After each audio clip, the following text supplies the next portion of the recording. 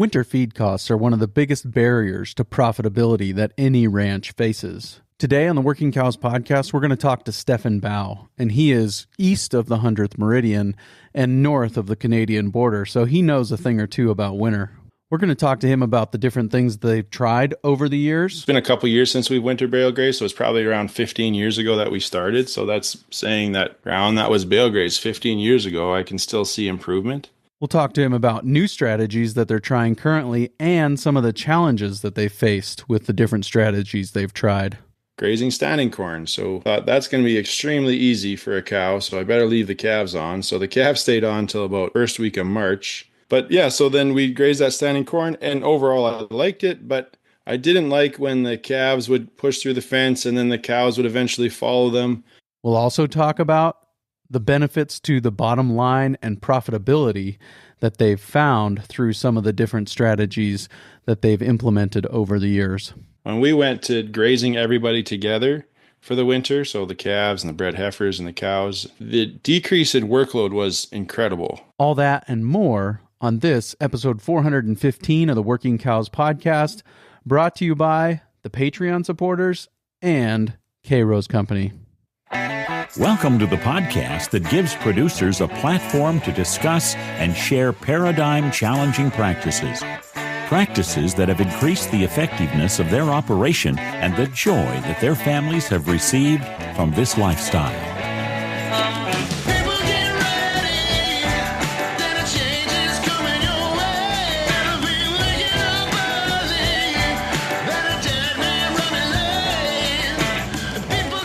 Howdy, everybody. It's Clay Connery, host of the Working Cows podcast, recorded exclusively in the Understanding Ag Studios. And today, it's my pleasure to welcome back Stefan Bouw. He is one of the brothers there at Edie Creek Ranch and Edie Creek Angus, and they've got a bull sale coming right up, and we'll talk to him more about that on this episode as well.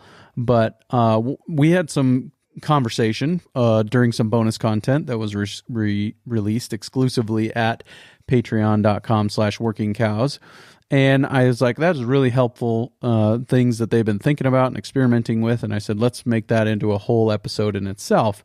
And so here we are having this conversation today about winter feeding strategies that drive profitability.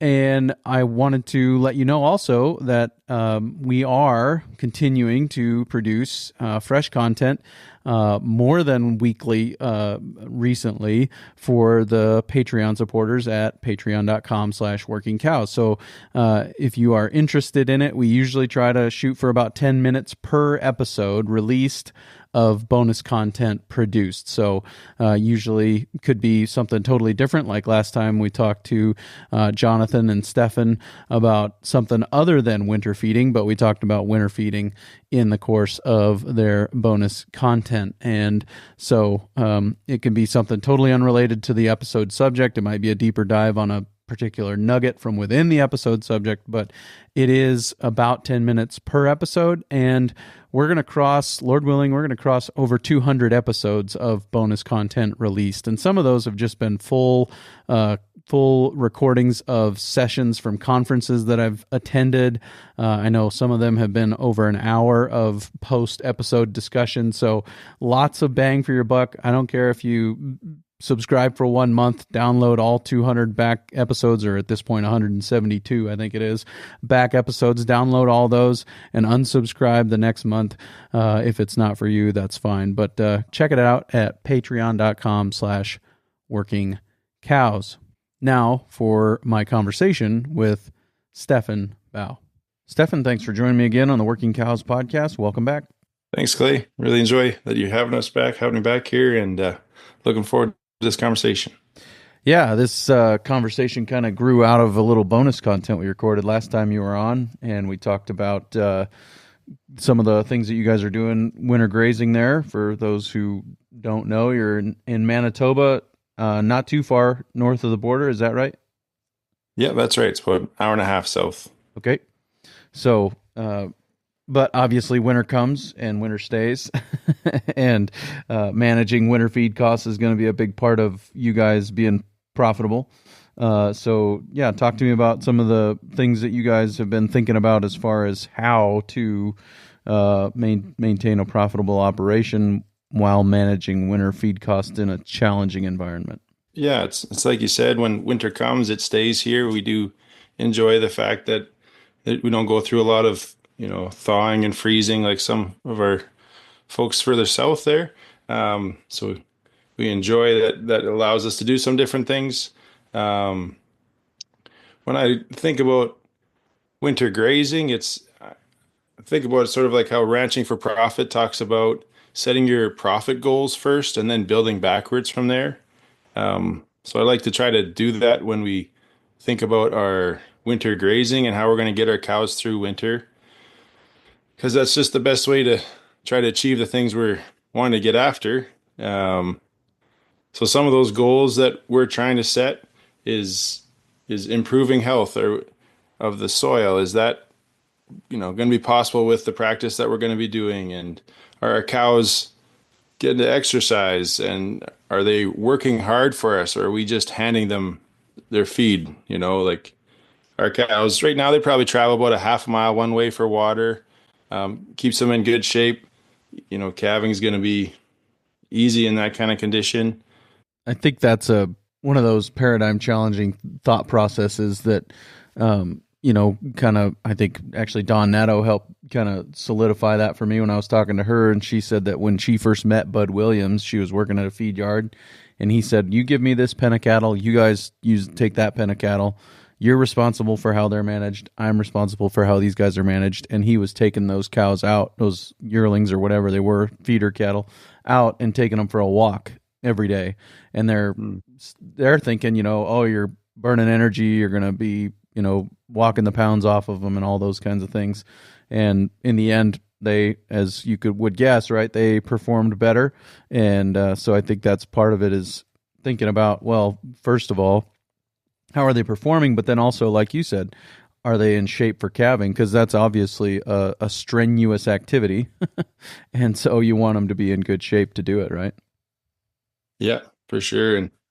And we've been keeping the calves on a little longer, so that's a little more work for them. But I think it's a doable thing if you can manage to give them enough nutrition to get through winter like that. It just you need to take a look at the overall picture of what we're getting these animals to do and how they can help on the operation, and including their health and the profit that we're getting out of them. But not that being the only goal, but it's certainly a super important part of what we're doing. For the grazing side of it, I know sometimes we get stuck in paradigms of, oh, if we leave it out there, they're not going to get to utilize all of it. But if I would just cut it and bale it and bring it home, I can get them to eat, 95% of it in a bale ring. But there is a real cost to making that feed. And when I think about it here, it's probably somewhere around $30 a bale for us to make a bale of, especially wrap bales for silage. And then you got to feed it back out to them. Well, you can waste quite a bit of feed, or at least leave quite a bit of feed behind when we're winter grazing, when we don't have to cover that cost of the harvesting. There's not a custom chopper coming in that you got to pay 10,000 to chop it or whatever that thing is. So I'm just saying there is some value there, of costs you don't have to cover. So if you don't get everything licked up, I'm not saying we want to leave a whole bunch behind, but and if you do, you can come back in the spring and try to regraze some of that. But it's certainly not that we have to get it all harvested up and fed to them. So. Yeah, right. That's I think that's another one of those paradigms of efficiency versus effectiveness. Like, you can be 100% efficient, but you might not be very effective, or you might sacrifice other things that you want to accomplish along the way. Is that kind of in line with what you're thinking about there? Yeah, for sure. And it's all the easy, it's really easy to see when you harvest the feed and they clean up that bale, and like that's a very quantifiable thing, but it's really hard, it's harder to do the math of what did it cost you to bring that home, and what does it cost you to haul it back out to the field in terms of manure. And I know when I run numbers, when we grow kind of cover crop blends, if I'm harvesting all that feed and feeding it back out to them in terms of bales, or you could be chopped silage too, it's sort of a break-even crop. It's not a profitable thing. I'm not saying that that's taking into consideration what we're doing for the soil, but the only way that I do that or we do that and make a little money on is if we graze it. So either I have to have a regrowth that comes and we graze, or we just, don't take any cuts and we leave it standing and we'll graze that in the late fall. And that's where there is some profit growing those types of crops for us, is if we get the cows to do the harvesting for us. Yeah. Yeah, absolutely. I think that's a key, right? And I mean, it's going to help in other ways, right? If they're doing the harvesting, then you're going to have fewer needs in terms of the equipment that is required to do that harvesting and all of the other things we've talked about, right? The hauling off, the hauling back out, the feeding, all those things. Just think of all the steps that are saved. I mean, that's been one of the things that just continually baffles me is in conventional agriculture, I mean, it's just diesel upon diesel upon diesel to, cut the feed, to bale it, to row it, stack it, haul it, move it, feed it, Right. Process it, feed it.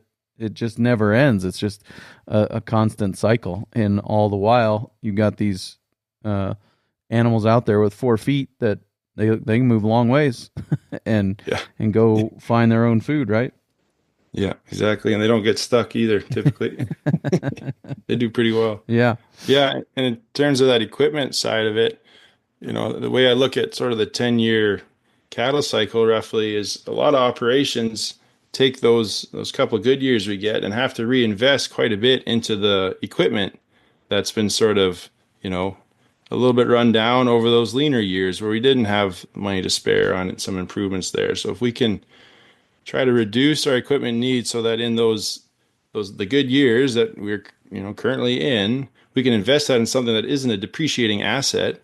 We're just going to be more profitable. I'm not saying that you can't use equipment and that equipment can be a good investment and can make you more efficient and more profitable. So I'm not saying you can't use it, but certainly the least amount that we can use between the cow and its feed will make us more profitable. And just my personality, I'm much happier not fixing or working a piece of equipment. I'd rather just have a little more time spent with the cows and moving them daily is how we do it.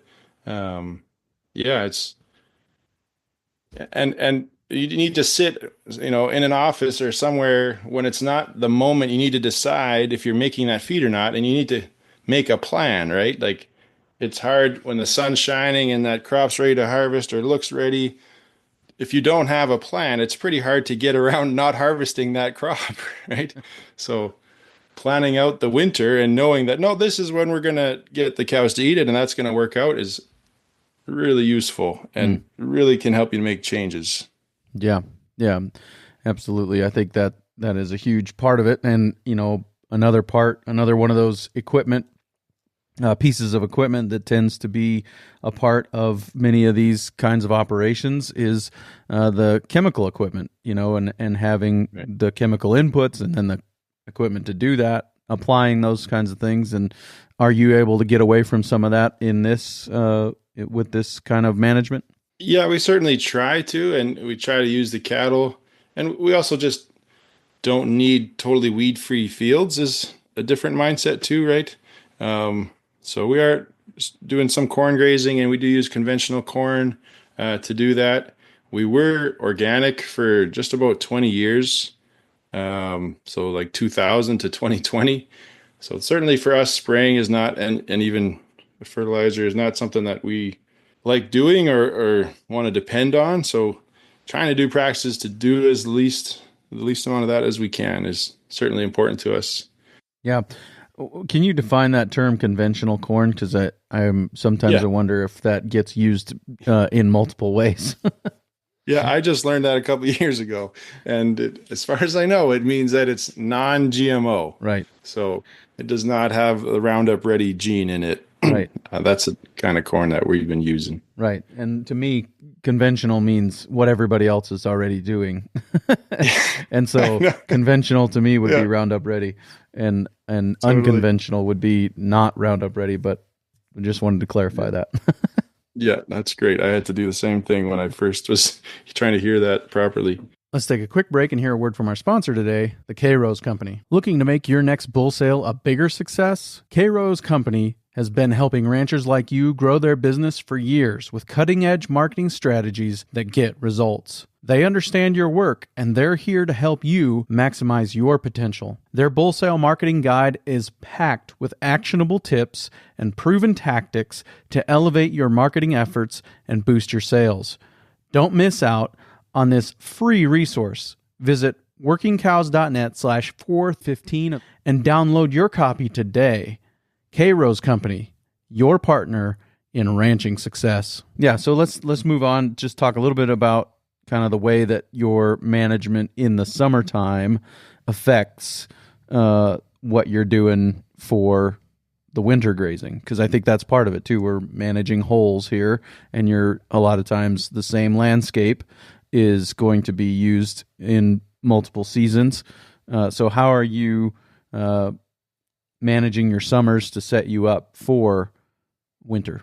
Yeah, for sure. It starts with thinking about the species that you're gonna grow together, and when they would be ready to be harvested. And for our family, we like going camping for a week in August. And so if I can try to grow something that's not going to need to be harvested around that week, you never know. It can be a slow summer and low heat, and so there's no guarantees, but at least if we put it on the calendar and we try to do things in a way that will get us there, you have a chance of making it work. So if it's not on the calendar, and if it's not a goal that you have, it's so super easy just to forget about it and to not hit that target. Even just the making hay, is that cheap hay that you're baling all summer long, is that worth it? Is there something else that you could do with your time that would be a little more profitable? And just because you could make that bale for a little cheaper than you can buy it, it might not pencil out that that's the best way to spend your entire summer. And then when you do get to when you do some prioritizing of family, it's sort of trying to make it the whole picture, like you were saying, a healthy thing and something that the kids will enjoy, and there's room for them, and it's not that my kids enjoy getting on a tractor or driving the truck. That's super, they love that. So I'm not saying that that's not a fun place to be, but if we're taking all our time on that equipment, there can probably be some, would like to see some other things happening in a summertime when the sun's shining and it's nice to be out swimming somewhere. Yeah. I think that goes back to where you started. When we think about what is our profit for, we can define that word profit in more ways than just monetary, right? More than just economics and finance. Exactly. Part of our profit is having margin in our schedule to go out and hit the lake when it's in August, when it's decent and when you want to be there. And so then you having a goal that's written down on paper that includes that influences what we plant, influences when and where we graze, and some of those things, right? Oh, for sure. Yeah. And that having some margin in all areas of the operation is certainly helpful and reduces burnout. And when we're maxed out, we're going through really, there are some seasons where it's just you can't, there's a drought and you can't do anything but run hard, every day to get through that hard time. So some of this is going to sound probably to folks like it's a luxury, right? Oh, you can think about time off, or you can think about soil health, or and there's some stages of life where that does not seem like a possibility. But if you can get to be in the spot and making goals so that you can get there, it's helpful. And so having margin is super important for in the people and in our land. We don't want to max out the land. We don't want to max out our cattle. And even in the line of equipment, if it's always on its last leg and needs to be repaired and we can't do anything efficiently, that's a really tough place to run an operation. And speaking of running hard, maxed out, you right now are, we're talking on Monday before a bull sale on Saturday. Am I right? Yeah, that's totally accurate. Yeah. And this will be released on the Friday before that bull sale. So go ahead and just talk a little bit about that, about the bull sale and some of what you guys have coming up there. Oh, sure. We be our 18th Edie Creek Angus sale on Saturday here. We sell 2-year-old bulls. There's red and black Angus bulls. They're mostly blacks. There's about 50 to 55 bulls in the sale this year. Look forward to it. It's now, we hold it at home. Most of our customers bid online on Team Auction, I think is the site's name. You can go to our website, the Edie Creek Angus website, to find all the links to get there and videos for all the bulls. But yeah, that's just coming up here on Saturday. Yep. And we'll have links to that in the show notes page for today, workingcows.net/415, workingcows.net/415. You can find links to what's going on there at Edie Creek. And we were talking a little bit beforehand. I got a question this week about places I'd go to look for bulls, and your name came up, and they said, well, how does that work getting bulls out of Canada? So can you run me through that just real quick? Yeah, for sure. Yeah, so we've certainly sent bulls south across the border. There's just a little extra health work that our vets have to do. We need to, once we know the state they're going to, each state has a little bit different requirements, but that's up to our vet to figure out. So there's a little bit of cost there. I think we charge $250 Canadian for doing that extra health work. The American dollar is very strong, and so if you are buying with American dollar, you do have something close to a 30% discount on buying bulls at our sale. So that's something that often our American customers don't realize, and are very glad to find out when we talk about it. But yeah, it's not a big deal. Trucking, you got to figure out trucking. Maybe that's not the most straightforward thing, but it's always been doable, and we've got the bulls where they got to go. So Yep. Yeah, does it often work out where somebody that's kind of close, North, South Dakota, Minnesota, that they might just drive up and pick it up? Is that possible and doable? Yeah, there's been some of that. There's also a trucking company we've worked with in Canada that just does basically bull deliveries as a business. Huh. So they just have routes, and other guys' bulls on the truck, and it works out pretty well. And getting them out earlier in terms of heading south, that those trucks go more often earlier in the season. Sure. So if we're waiting until June, that gets a bit harder to get those trucks figured out. But sure. Yeah. Yeah, I appreciate that clarity, but I mean, it plays into what we're talking about today too, because these are bulls from working cows. These are bulls from cows that, like you said, we want cows that work for us, not ones that we're just taking hand feeding every day.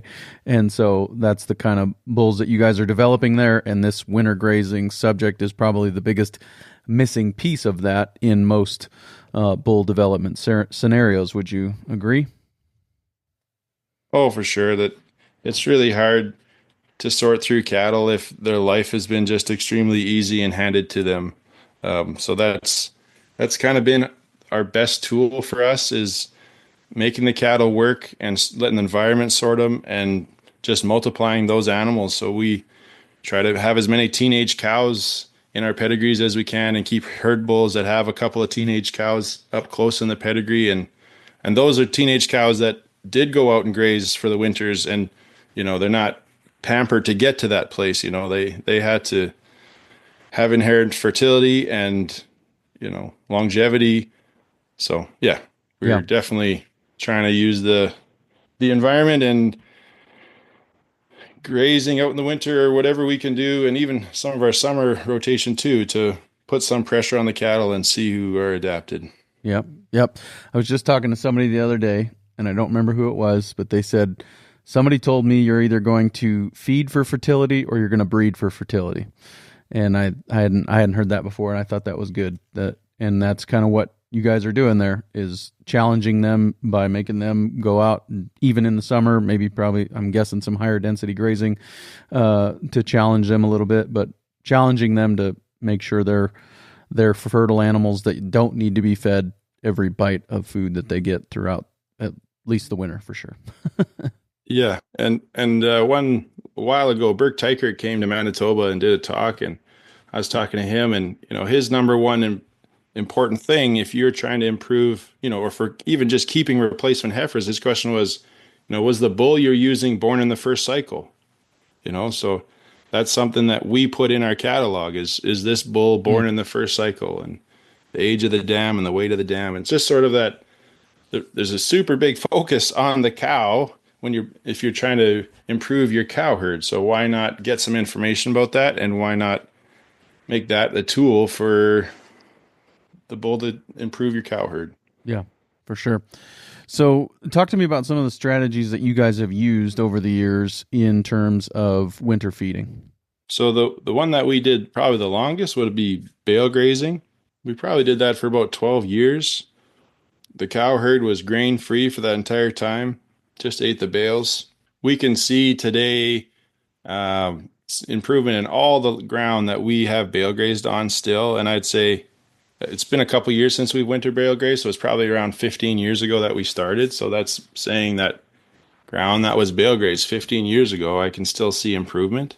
It's not the same as when it was, year 3, 4, 5 after bale grazing, but it's certainly an amazing effect that the bale grazing has. It's overall a good life for a cow. It's very peaceful, and we kind of did them week at a time moves because we couldn't ever buy enough hay that was equal quality to give a bunch of, say 2-3 weeks of hay at once. So we would have, like basically straw quality in a row, and, first cut hay and some second cut, say. And so if I had given them that whole pot of bales, they would have eaten all the second cut first, all the first cut first, and then all the straw bales last, right? And that wouldn't work out. So we had to meter it out. But that's okay. All you're doing is moving a wire. So either we took a snowmobile or a quad if the snow wasn't too deep. And yeah, that was good. One thing I would say that you still have to pay attention to the feed quality. We should have done a better job in our earlier years paying attention to that. The hay that we were bale grazing had kind of been pre-washed a few times before it got baled up. And that made for some pretty poor quality hay for cows in our harsh winters to get through. So that did put a sort on our cow herd, and we got left with the cow herds that work. The cow families that work. But I'm just saying, you still got to pay attention to what you're putting out there, and that it's a good enough plain nutrition for them. Winter environment, droughts, those things can be challenging when you're looking at buying 2/3 of the hay that you're gonna be putting out there in a good year. then that becomes a challenge when you hit a drought, and some of those things start to maybe shift the way that you look at how you're going to approach feeding in the winter. Is that right? Yeah, that is completely accurate. We felt that back in our really dry years around 2021. Hay was $200 a bale, and what we were only producing 1/3 of the hay we needed, and we're buying the rest, and those acres were just producing maybe 10% of what our normal production was. So there just wasn't feed, right? Like all we had was straw. Our neighbors were letting us bale straw, and we were super thankful for that. But that's all we had going into winter, basically, because we couldn't afford to buy $200 a bale bales for bale grazing. Yeah, that's crazy. Yeah, no doubt. What were some of the lessons you learned regarding bale grazing, or some of the insights over that number of years of bale grazing that maybe challenge even the paradigm of the paradigm challengers? Yeah, it's a funny thing when you're in it. Like we hadn't done anything different for over a decade, and so you really believe in it.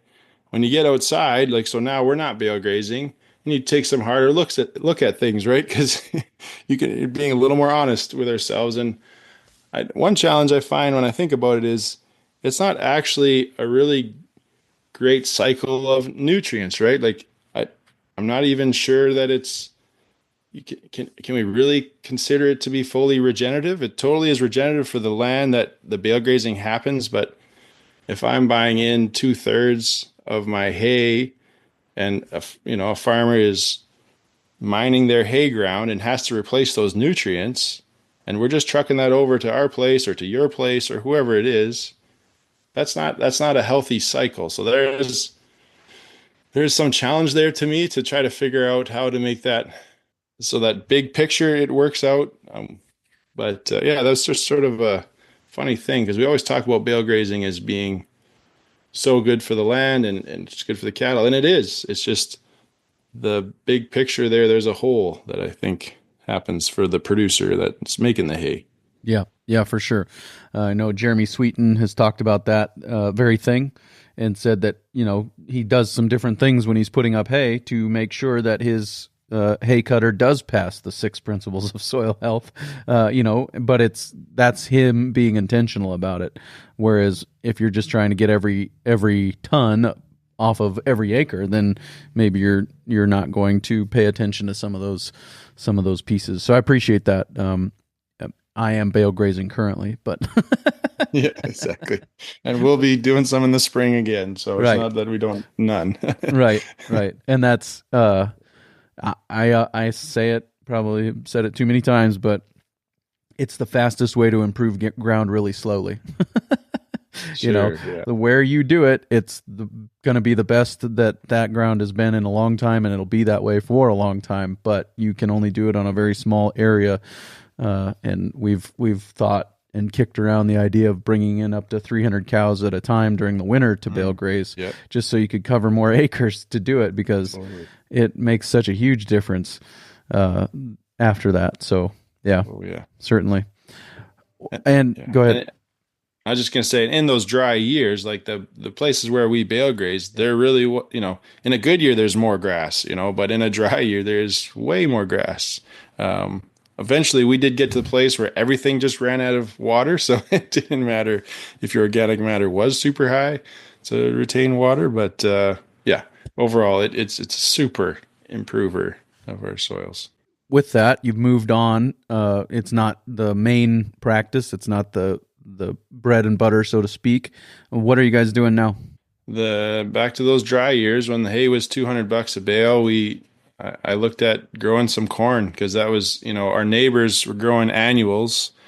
They're still having, maybe 50% or better production, because an annual is just so much more efficient at using water than perennials. And so I had to respect that, and it was just too dry for our perennials to do well. So we sprayed out a hay field, and without working it up, we seeded corn straight into it. And another field was a field that was worked, and we put corn into that. And to be honest, in the drought where we put the corn in the hay field, the perennials had used up the water so much that there was no water left for the corn, and that was a complete write-off of a field. The field that we had been doing some annuals on still grew an 8-ton crop of corn. So it's not a great, but it's a lot better than 0 or 1 ton an acre. So anyways, that was back in our very driest ever, like 1 in 100 years dry. Since then, we still grow, we'll seed into more soddy kind of fields, and that works fine.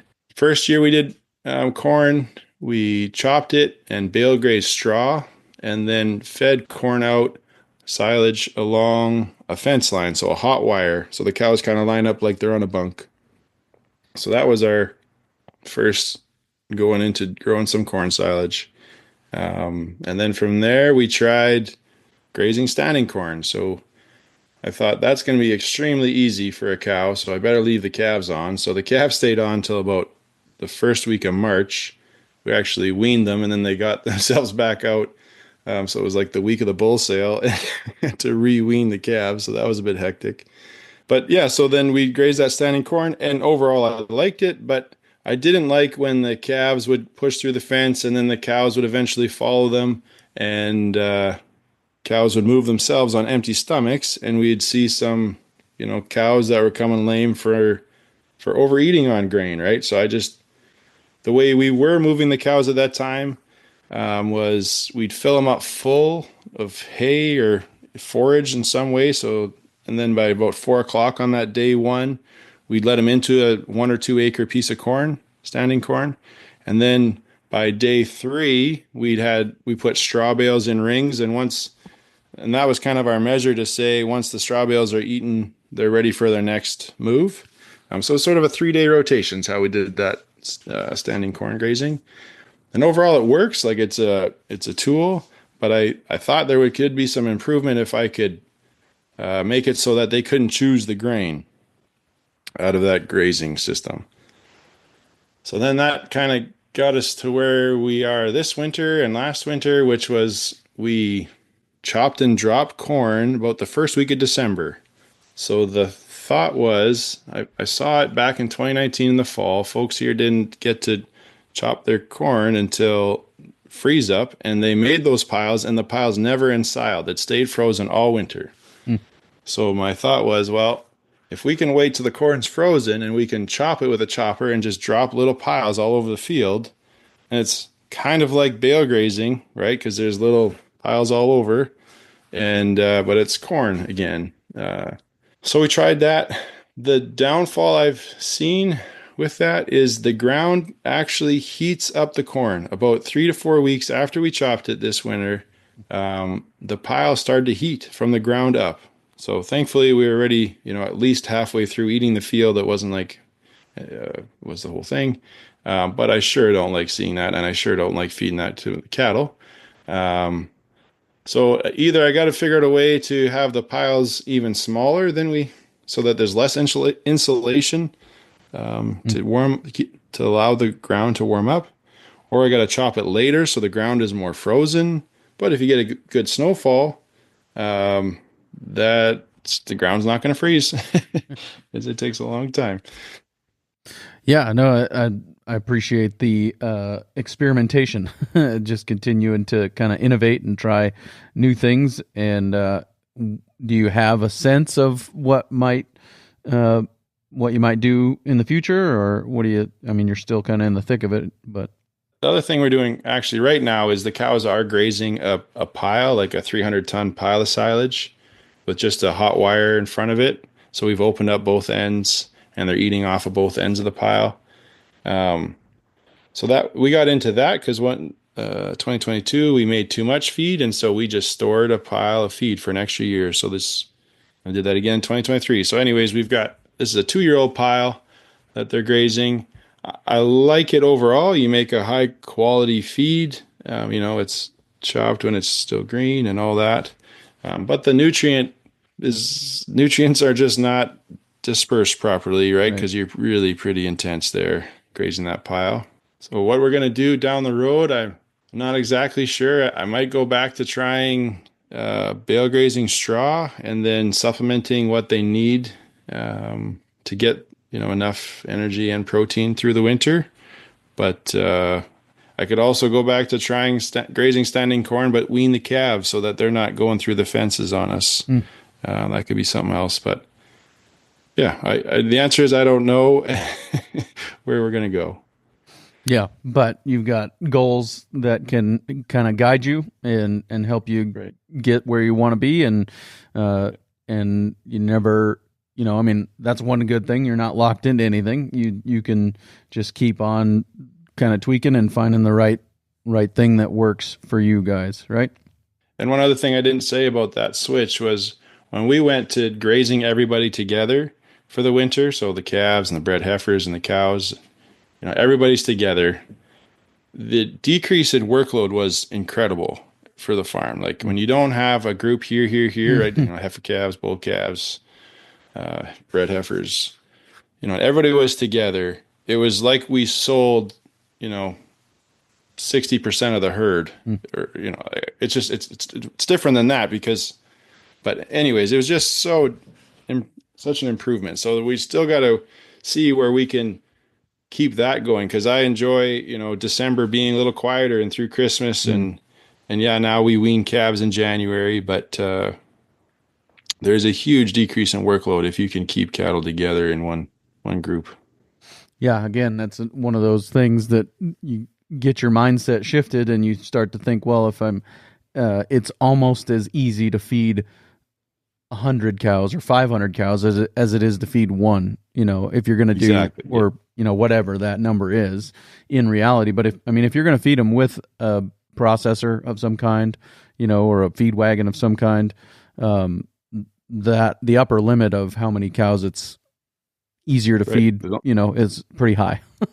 Yeah, there's only so many hours in a day, right? That machine can get that work done. And like we bought a Jeep, an old 2000, I want to say, Jeep that's got big tires on it, and it was dirt cheap. And that's our winter quad, so I'm not actually outside at minus 25 or 35 and moving wire. That's the goal, anyways, if that thing starts properly. Yeah, so you can do a little bit of investment, and it's not that expensive to try to make that side of life a little more enjoyable too.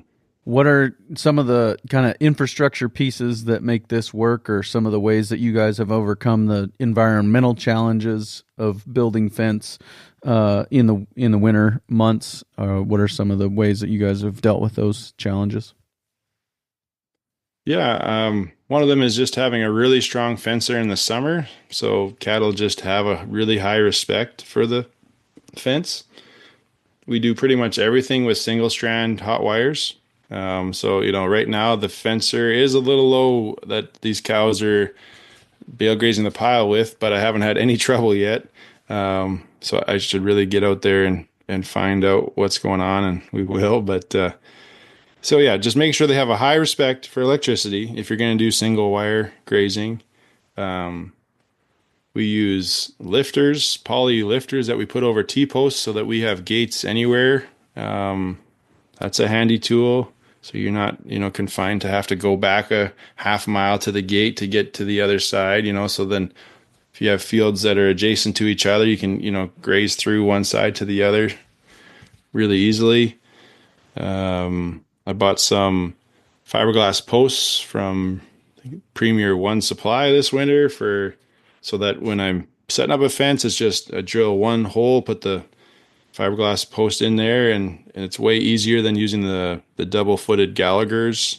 Those double-footed Gallaghers, if you want to put those in and double drill holes, that's more sturdy, but I had no trouble with using those fiberglass, and they're cheap and great. Does that kind of cover what you... Yeah. No, I appreciate that. What about any particular mixes or cover crops that you find yourself going back to over and over again? I don't know if I could say that we go back to over and over again. We did try a little more sorghum, probably lean a little more to millet in the end.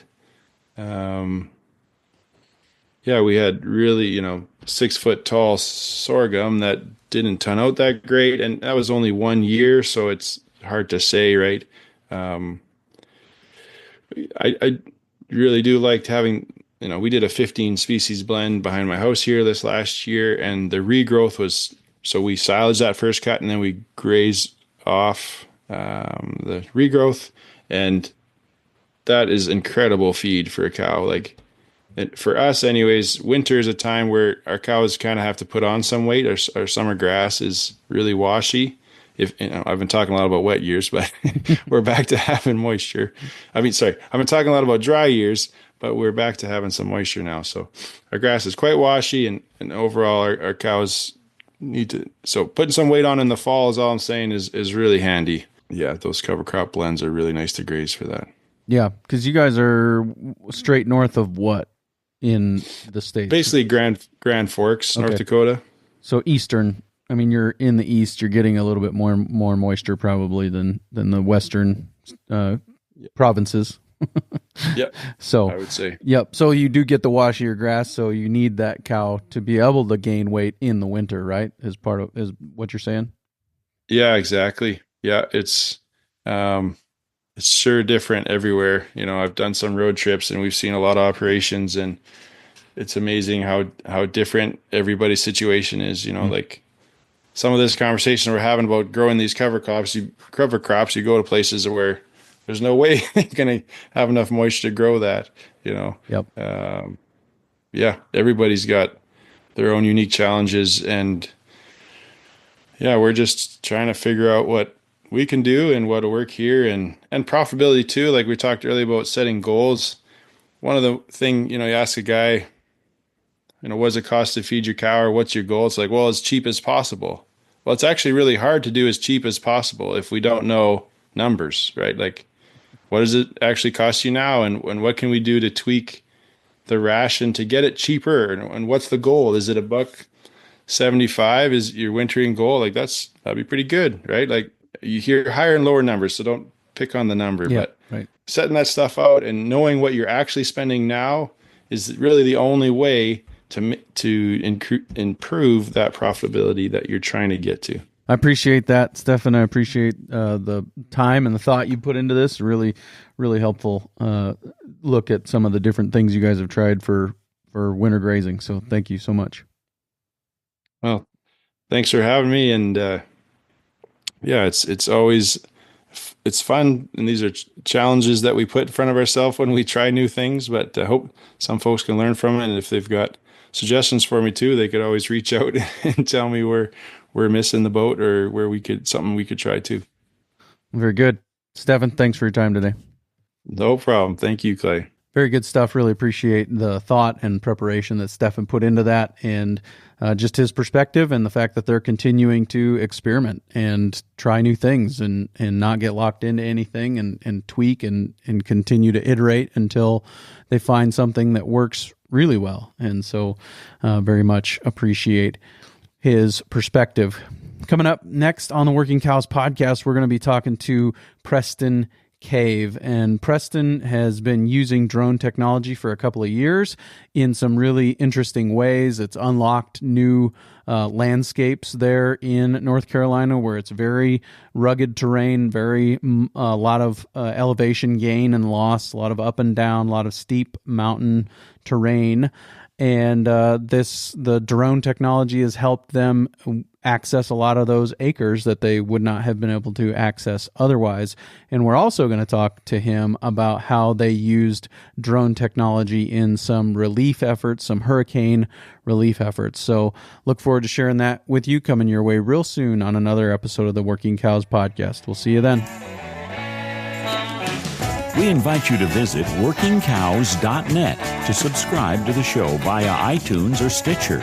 You'll also find detailed show notes pages, resources from our guests, and the industry leaders who have influenced them. For more ideas on putting your cows to work for you in a more profitable way, tune in next week.